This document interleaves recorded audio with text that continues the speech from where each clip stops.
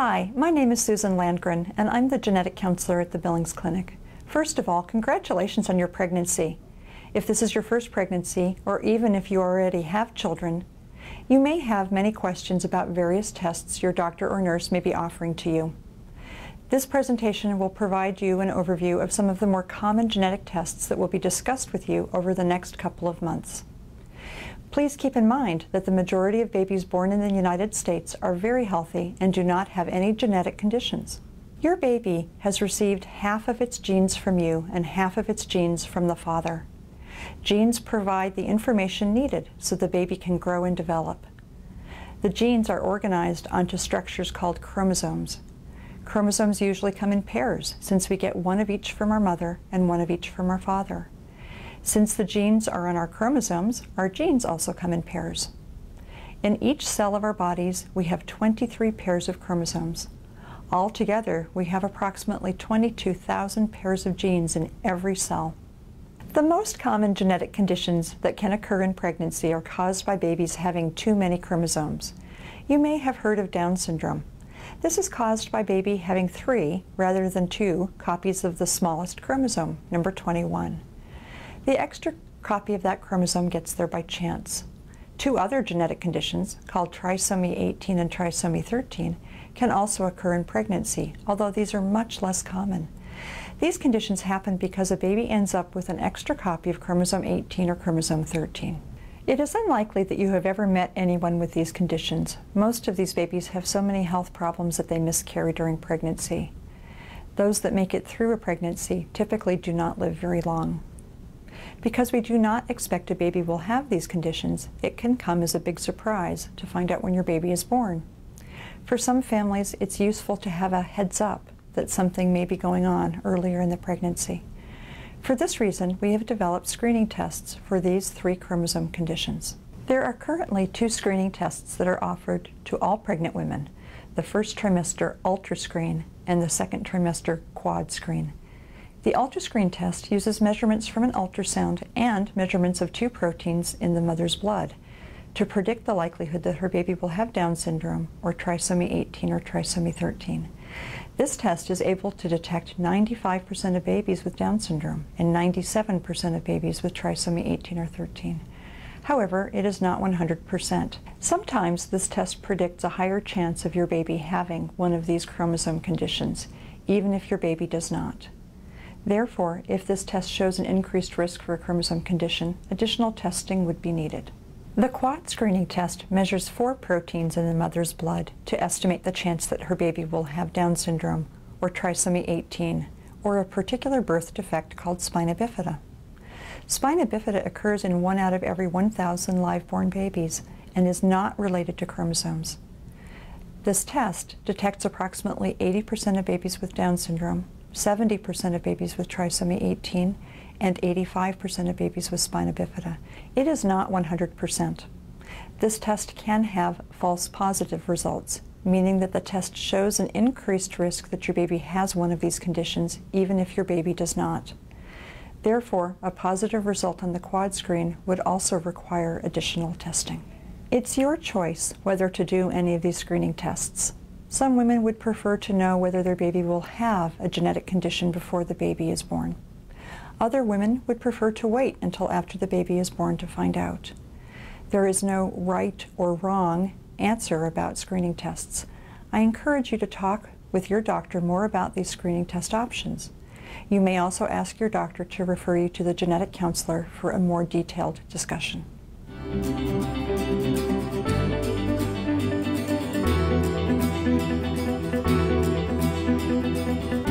When you meet with your OB doctor or nurse for the first time, you'll be asked questions about your family health history. This might include information about birth defects such as a cleft lip, or genetic conditions such as muscular dystrophy or cancers in the family. Having this information can help your doctor know if your pregnancy might benefit from any special screenings. Most birth defects happen by chance and are not related to genes that pass from parents to children in a family. This is also true of other health conditions, such as diabetes or learning disabilities. In some families, however, there can be genes that run in the family that increase the risk for certain health problems. By asking about your family health history, your doctor can know whether your baby could have an increased chance for certain birth defects or genetic conditions. Some information that you should gather about your family includes anyone in the family with one or more birth defects, with mental retardation from childhood, who has or had a genetic syndrome, who died in childhood not from an accident, who had many miscarriages, or who couldn't become pregnant. If you answered yes to one or more of these questions, your doctor may recommend additional screening tests. For example, if you have a family history of a heart defect, your doctor might recommend you have a detailed ultrasound when you are 5 months along in your pregnancy. If you have a family history of muscular dystrophy, your doctor might recommend you have blood work to find out if you carry a hidden copy of the muscular dystrophy gene. Your doctor might also refer you to a genetic counselor for a more detailed review of your family history and discussion about genetics. You might also be asked about your ethnicity, or what part of the world your families originally came from. There are some genetic conditions that are more common in certain ethnic populations. For example, people from Northern Europe are at higher risk of having an inherited condition called cystic fibrosis. People from Southern Europe or Northern Africa are at higher risk of passing on a condition called thalassemia. If a parent is from Eastern Europe or has one or more Jewish ancestors, there is a higher chance of passing on a condition called Tay-Sachs disease. There are many other genetic conditions that are common in these and other populations. Each of these conditions is so rare, but altogether they affect a significant number of babies. Most of these conditions are caused by recessive or weak gene mutations. The mother and father of the baby may be carriers of these weak gene mutations and be completely healthy. However, if they both pass on non-working genes to their child will have the disease. Most babies with these conditions could have significant health problems. However, if the babies are treated soon after delivery, they might be healthier. Therefore, knowing in advance if your baby will have one of these genetic conditions can be very helpful. If your doctor thinks that your baby could be at risk, he or she might offer you testing to find out. This testing, which involves a blood sample, can be done anytime during pregnancy or even before pregnancy. Some parents might be worried about learning disabilities. Most learning disabilities are not genetic, but having a family history of learning disabilities can increase the chances for your child. The most common inherited mental retardation syndrome is called Fragile X. If you have more than one person in the family, especially boys, with significant learning disabilities or mental retardation, your doctor might offer a blood test to find out if you carry a gene mutation for this condition. Please remember that nearly all babies are born healthy and do not have genetic conditions. Your family health history is a good place to look for clues of genetic disease. If you have any questions, please ask your doctor or ask to speak to the genetic counselor.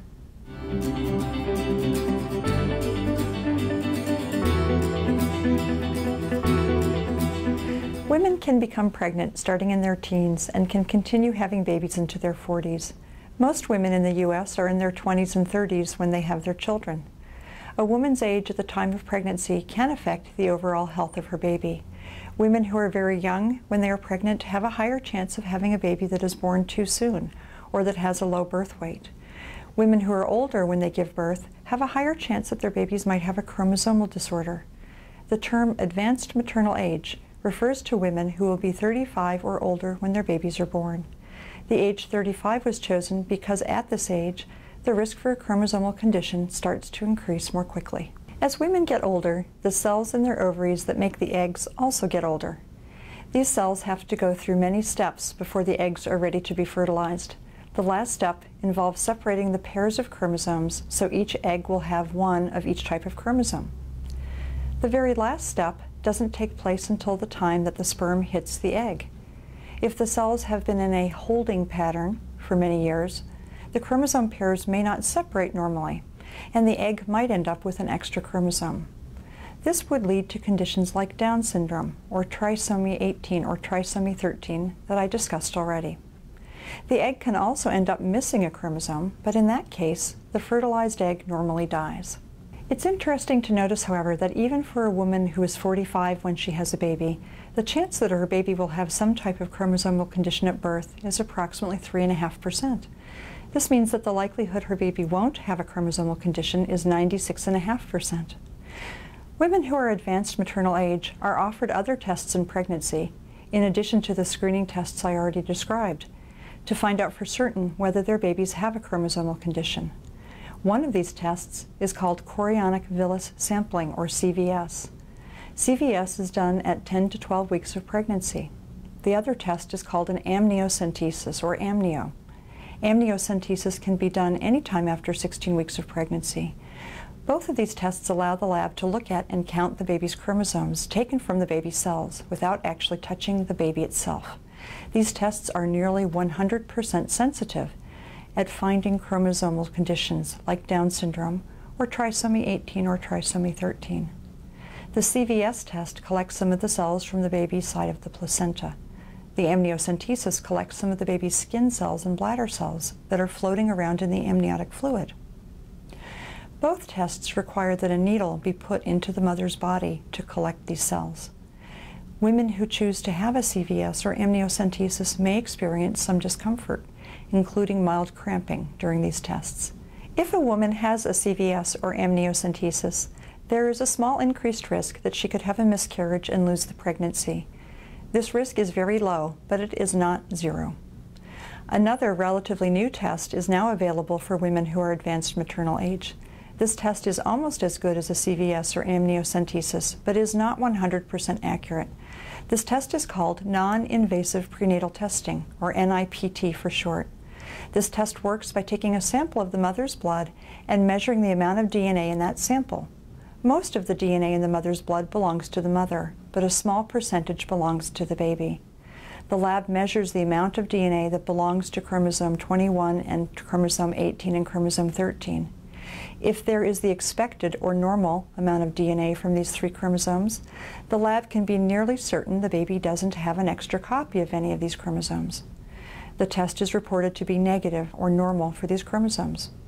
One good thing about this test is that it doesn't require putting a needle into the mother's belly. Therefore, this test does not increase the risk for miscarriage.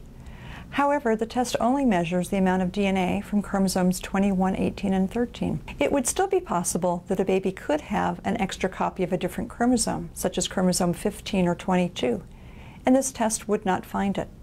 In addition, the test may miss a very small percentage of babies with an extra chromosome 21, 18, or 13. The test may also tell you that your baby has a chromosome condition, even if your baby does not. This test is not as accurate as a CVS or amniocentesis. I hope this description of advanced maternal age and tests that are available to women who are 35 or older was helpful for you. It's important for you to remember, even if you are 35 or older, that most likely your baby will be born healthy. If you would like to discuss any of this information in more detail, please ask your doctor to explain it or ask to be seen by the genetic counselor.